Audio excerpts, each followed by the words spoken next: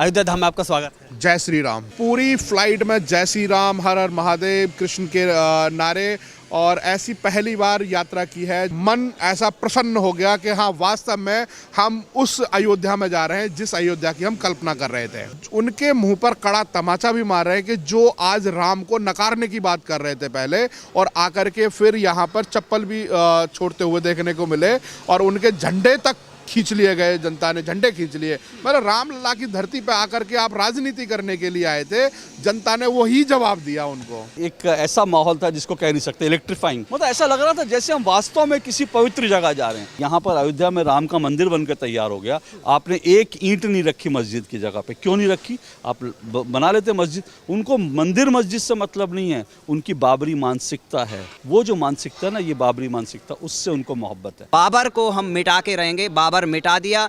वो बाबर आक्रमणकारी था, आतंकवादी था। उस बाबर की एक भी निशानी इस दुनिया में नहीं रहनी चाहिए। डीडी न्यूज़ से अशोक श्रीवास्तव जी हमारे साथ में हैं, जो कि अभी अयोध्या धाम एयरपोर्ट पर पहुंचे हैं। सर, बहुत बहुत स्वागत है आपका अयोध्या धाम में। बहुत बहुत शुक्रिया। और बहुत अच्छा लग रहा है अयोध्या में यहाँ आके। पहले अनुभव बताइए, फ्लाइट के अंदर का माहौल बताइए एक बार। मतलब अजीब, बड़ा ही एक ऐसा माहौल था जिसको कह नहीं सकते, इलेक्ट्रीफाइंग। हम लोग विमान में बैठे हैं, और जैसे ही विमान वो टेक ऑफ करने लगा तो सबसे पहले लोगों ने जय श्री राम के नारे लगाए, खूब एकदम से। जब जहाज़ लैंड करने लगा तब भी जय श्री राम के नारे लगा। और सबसे अच्छी बात जानते हैं क्या हुआ? मैं तो ये कह रहा हूँ, ईश्वर मुझे यहाँ लाया है। जब वो अनाउंस कर रहे थे तो उन्होंने बताया कि इस विमान के जो पायलट हैं उनका नाम था विश्वामित्र। तो मैंने कहा ये तो प्रभु श्री राम मतलब खुद हमें बुला रहे हैं। तो इतना अच्छा लगा, ऐसा इलेक्ट्रीफाइंग, मतलब ऐसा लग रहा था जैसे हम वास्तव में किसी पवित्र जगह जा रहे हैं। पवित्र भाव से सब लोग जो है नारे लगा रहे थे। बहुत ही अच्छा माहौल था। टैक्सी में आए तब भी, जब गाड़ी में बस में बैठे एयरपोर्ट पे, तब भी लोग नारे लगा रहे थे। एयरपोर्ट इतना सुंदर बना है, मतलब ऐसा लग गया धन्य हो गए यहाँ पर आकर। देखिए, अब बात करें उस विकास की जिसको परिभाषा अलग अलग तरह से दी जाती है, और मोदी सरकार पर सवाल खड़े किए जाते हैं। जिनको कहा जाता है केवल राम मंदिर का निर्माण इसलिए किया जा रहा है ताकि वोट बैंक को पुख्ता किया जा सके, मजबूत किया जा सके 2024 के लिए, और इसीलिए आधा अधूरा उद्घाटन किया जा रहा है, ऐसे आरोप हैं। उस पर क्या कहेंगे? मैं बहुत जगह गया हूँ। जब कोई बड़ा चीज़ हो रही होती है तो ऐसे उद्घाटन का, उसके बाद जो है जो छोटी छोटी चीज़ें होती हैं निर्माण की, वो हमेशा चल रही होती है। ये कहना बकवासबाजी है कि अभी अधूरा है, पूरा है। पूरा पूर्ण निर्माण तो होता ही नहीं। अभी ये बनेगा और भव्य बनेगा, और भव्य बनेगा, मंदिर अभी बनेगा और भव्य बनेगा। तो इसलिए ये कहना कि निर्माण अधूरा है, मुझे लगता है ये जो है प्रोपेगेंडा, इससे ज़्यादा कुछ नहीं।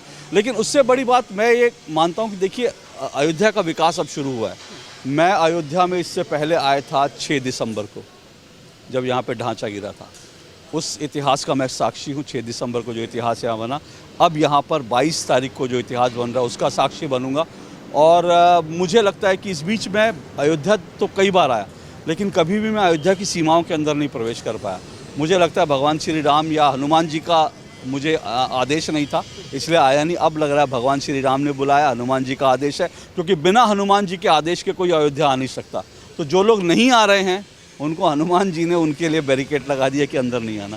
जिन लोगों ने निमंत्रण ठुकरा दिया, जी हाँ, जिन लोगों ने निमंत्रण ठुकरा दिया, मुझे लगता है वो अभागे लोग हैं। भगवान ने उनको आशीर्वाद देने के लिए नहीं बुलाया। हनुमान जी ने कहा कि भूत पिशाच निकट नहीं आवे, तो मुझे लगता है इसलिए वो नहीं आ रहे। आजकल एक भ्रम की स्थिति पैदा की जा रही है कि मंदिर निर्माण वहाँ नहीं किया जा रहा है जहाँ बाबरी को हटाया गया था। 3 किलोमीटर अलग किया जा रहा है। कई सारे सोशल मीडिया यूजर्स हैं जिन्होंने इस तरह के, बड़ा झूठ कुछ नहीं हो सकता। इससे बड़ा झूठ कुछ नहीं हो सकता। जहाँ प्रभु श्री राम का जन्म स्थान माना गया, जहाँ गर्भगृह माना गया, जहाँ रामलला विराजमान थे, वहीं पर बन रहा है, वहीं पर बन रहा है। इसको अब कैसे, मतलब आप झूठ के तो कोई हाथ पैर होते नहीं ना।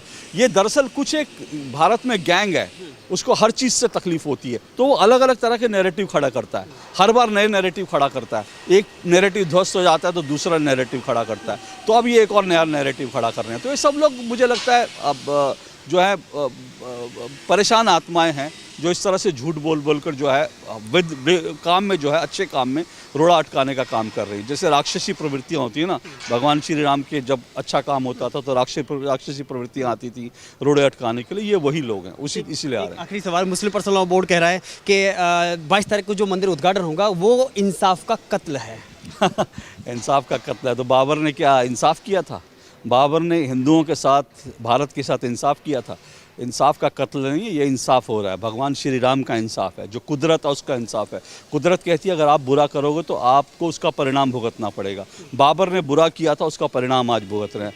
और फिर मैं जो वक्फ बोर्ड है ये सब, इनसे मैं एक ही बात पूछता हूँ कि आपको मस्जिद चाहिए, आपको 5 एकड़ ज़मीन अदालत ने दी, आप वहाँ पर यहाँ पर अयोध्या में राम का मंदिर बनकर तैयार हो गया, आपने एक ईंट नहीं रखी मस्जिद की जगह पे। क्यों नहीं रखी? आप बना लेते मस्जिद। उनको मंदिर मस्जिद से मतलब नहीं है, उनकी बाबरी मानसिकता है। वो चाहते हैं कि भगवान श्री राम के जन्मस्थल पर वो अपने पाप की इमारत खड़ी रखें।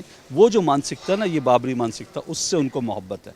तो मंदिर मस्जिद से उनको कोई मतलब नहीं, ये बात ध्यान रखिए। एक तरफ हिंदू मुस्लिम भाईचारे का संदेश देना, नारा लगाना, संदेश दिया हो ना दिया हो लेकिन नारा लगाना, और दूसरी तरफ जो 3 बड़े आस्था के केंद्र हैं हिंदुओं के, उन पर लड़ाई लड़ना आज भी जारी है। ये सारी राजनीति है। देखिए, मैं बहुत सारे मुसलमानों को जानता हूँ जो दिल से चाहते थे, शुरू से 90 के दशक में भी जब पूरा ये विवाद हुआ, वो दिल से चाहते थे कि 3 जो जन्म ये हिंदुओं के आस्था के केंद्र हैं ये दे दिए जाएं। अभी देखिए कि कश्मीर की लड़की, मुस्लिम लड़की, वो राम धुन गा रही है। तो इस देश में बहुत सारे मुस्लिम ऐसे हैं जो चाहते हैं कि प्यार मोहब्बत भगवान श्री राम को मानते हैं, लेकिन ये जो राजनीतिक मुसलमान है ना, ये ख़तरनाक है। ये लोग विभेद पैदा करते हैं। कि मोहम्मद साहब अभी भी कह रहे हैं, मुसलमानों से अपील कर रहे हैं, जो वरिष्ठ हैं, जो संभ्रांत हैं, कि मुसलमानों को, संभ्रांत मुसलमानों को आगे आकर के और 3 स्थानों को दे देना चाहिए, दोनों बाकी आना चाहिए। अगर ये हो जाए तो इससे बढ़िया भारत में जो है ना, इससे बढ़िया कुछ नहीं हो सकता। उसके बाद मुझे लगता है कि भारत में सभी झगड़े ख़त्म हो जाएंगे। जो बंटवारे के समय जो झगड़ा शुरू हुआ था, उस झगड़े को अगर ख़त्म करना है तो मुझे लगता है ये 2 जो हैं, काशी और मथुरा, ये भी हिंदुओं को सौंप देना चाहिए और हिंदू मुस्लिम प्यार से रहें। यही भाईचारे की मिसाल। बिल्कुल भाईचारे की मिसाल यही हो सकती है। क्या कहना चाहेंगे, आज फ्लाइट के अंदर का माहौल कैसा था? बहुत शानदार माहौल था। सभी जय श्री राम के नारे लगा रहे थे, और जिस तरीके से 500 साल बाद मीर बाकी का इतिहास मिटा के यहाँ पे हिंदू संस्कृति और जो सभ्यता है यहाँ पे, जो सनातन की संस्कृति है, भगवान राम सनातन की पहचान है, अगर उस पहचान पर आज काम हुआ है तो बहुत अच्छा लग रहा है। प्रधानमंत्री नरेंद्र मोदी जी ने जो काम किया है, योगी जी ने जो काम किया है, वो दिख रहा है। और यहाँ पर एयरपोर्ट के, जब हम यहाँ पर पहले भी आए थे, किस तरीके का यहाँ विकास नहीं था, बिल्कुल यहाँ पे गंदगी का माहौल था, कोई पूछने वाला नहीं था। लेकिन आज इतना शानदार माहौल है, तो जय जय श्री राम। इससे भी बड़ी बात कि आज अंदर के एयरपोर्ट का माहौल देखकर क्या लगा, क्योंकि आप दिल्ली उतरते हैं या मुंबई जाते हैं या फिर अदर किसी रेलवे एयरपोर्ट पर जाते हैं, वहाँ की अपेक्षा यहाँ का माहौल अंदर से कैसा दिखता है? देखो, यहाँ का जो माहौल है, एक आपको आते ही लगेगा कि रामायण काल या त्रेता युग का जो पेंटिंग है, श्री राम की पेंटिंग है, तमाम अन्य पेंटिंग से आपको डीपली देखेंगे तो आपको लग जाएगी कि आप अयोध्या धाम में पहुँचे हुए हैं। तो अयोध्या धाम की पहचान और अयोध्या की पहचान जो यहाँ पर दिखाई दी है, उसके लिए मैं प्रधानमंत्री मोदी सरकार को देता हूं धन्यवाद, क्योंकि उन्होंने इतना डीप नॉलेज करके और उन चीज़ों को उकेरा है जो लोग देखते ही वो राम भक्ति में मग्न हो जाएंगे और यहाँ पहुँचते ही उनके रग रग में राम समा जाएगा। आज की फ्लैट के अंदर का माहौल कैसा था?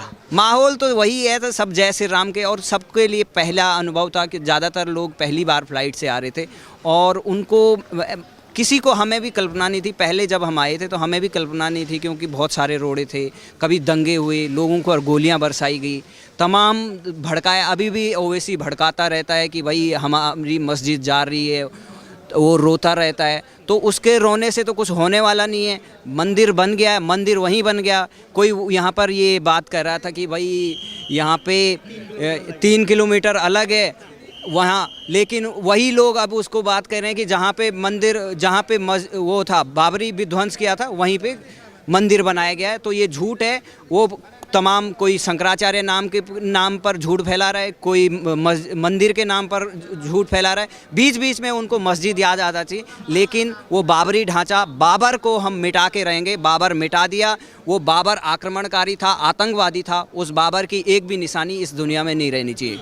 खबर इंडिया के एडिटर इन चीफ हमारे साथ में है, जो कि अभी सुशील चौधरी जी, जो कि दिल्ली से सफ़र तय करके अयोध्या पहुंचे हैं। अयोध्या धाम में आपका स्वागत है। जय श्री राम। जय श्री राम। लेकिन माहौल अंदर का कैसा था फ्लाइट का, वो बताइए। बहुत शानदार था। और पूरा जब हम उड़े उसके बाद जब जय श्री राम के नारे लगे तो अंदर से जो बूप्स बम्स होते हैं ना, वो हो गए थे। और पूरी फ्लाइट में जय श्री राम, हर हर महादेव, कृष्ण के नारे और ऐसी पहली बार यात्रा की है जो इसके अंदर जिस तरीके के नारों से गूंजा वो जहाज़, और मन ऐसा प्रसन्न हो गया कि हाँ वास्तव में हम उस अयोध्या में जा रहे हैं जिस अयोध्या की हम कल्पना कर रहे थे। लेकिन अभी अभी अंदर के माहौल का क्या दिखता है? क्योंकि एयरपोर्ट और भी आपने देखे हैं, दिल्ली का देखा होगा, मुंबई का या और भी अदर देखा होगा, अंदर के माहौल कैसा लगता है? अभी एयरपोर्ट का फर्स्ट फेज़ का काम हुआ है और उसको देखते ही ऐसा लगता है कि वास्तव में हम अवध में आ गए हैं। अवध और जो अयोध्या धाम की हम कल्पना कर रहे हैं उस जगह हम खड़े हैं, और जिस तरीके से जो चित्र बने हुए हैं, अंदर की कलाकारी है और जिस तरह का यहाँ का इंटीरियर जो बनाया जा रहा है वो एक अद्भुत है। जिस चीज़ को हम कल्पना कर रहे थे त्रेता युग में, जो श्री राम उस समय थे, उस समय को आज हम तस्वीरों के माध्यम से हम जी रहे हैं और उनके मुंह पर कड़ा तमाचा भी मार रहे हैं कि जो आज राम को नकारने की बात कर रहे थे पहले, और आकर के फिर यहाँ पर चप्पल भी छोड़ते हुए देखने को मिले और उनके झंडे तक खींच लिए गए, जनता ने झंडे खींच लिए। मतलब रामलला की धरती पे आकर के आप राजनीति करने के लिए आए थे, जनता ने वही जवाब दिया उनको। कहाँ से आए? अयोध्या से ही हैं। अयोध्या से? जी, जी। क्या हुआ था? जी मेरा बैग छूट गया था एक्चुअली। कहाँ पर छूटा था? यहीं एयरपोर्ट पे। फिर कैसे फिर पता क्या चला? इनका कॉल आया सीआईएसएफ वालों का कि आपका नाम क्या है, और इन्होंने शायद बैग देखा, उठा के इनको लगा बम वगैरह है क्योंकि हैवी बैग है थोड़ा, तो कॉल आया कि आपका बैग है, आप वापस आ जाइए यहाँ पे। तो सुरक्षा जांच के बाद सुरक्षा जाएंगे। जी जी। देखिए, दो बड़ी बातें हैं, इसके दो मैसेज हैं। मैं आपको दिखाना चाहूँगा इस बैग जो इस सौंपा है, उससे पहले मैं दो जिक्र करना चाहूँगा। एक तो सीआईएसएफ को जो यहाँ की सुरक्षा की जो जिम्मेदारी दी गई, हाल ही में जो गृह मंत्रालय ने जो इनको जिम्मेदारी दी थी, उसका आज परिणाम हमें देखने को मिला कि जब एक अज्ञात बैग पाया जाता है तो किस तरह उसकी सुरक्षा की जाती है। जो सुरक्षा में लगे हुए सैनिक हैं, जो सीआईएसएफ के अधिकारी हैं, उन्होंने पहले जाँच की, उसके बाद में फिर दूसरी बात आती है त्रेता युग का जो दौर दिखाया जाता है, राम की नगरी, जहाँ राम राज्य की बात की जाती है, वहाँ ईमानदारी के साथ में सूचना देना, इंफॉर्मेशन देना, जिस व्यक्ति का बैग है वहां तक पहुंच के उनको बुला करके और उन्हें सौंप देना। कैसे देखेंगे आप इस बात को? इस बात के लिए मैं बहुत बेहद खुश हूँ क्योंकि मेरा बैग मुझे आधे रास्ते भी पता चला, भूल गया। और तब तक इनका कॉल आ गया कि आपका बैग छूटा हुआ है, तो मेरे लिए तो ये अच्छी चीज़ है कि मेरा बैग सही सलामत मिल गया मुझे। यही राम राज है। बिल्कुल यही राम राज्य है।